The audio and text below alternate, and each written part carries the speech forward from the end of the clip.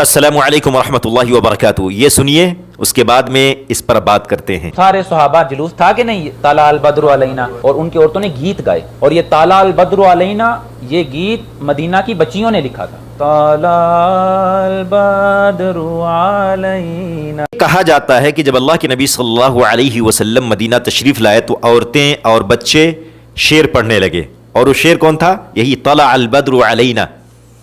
حالانکہ جب روایت کے اعتبار سے دیکھا جائے تو اس روایت کے اندر 3 راوی ساقط ہیں.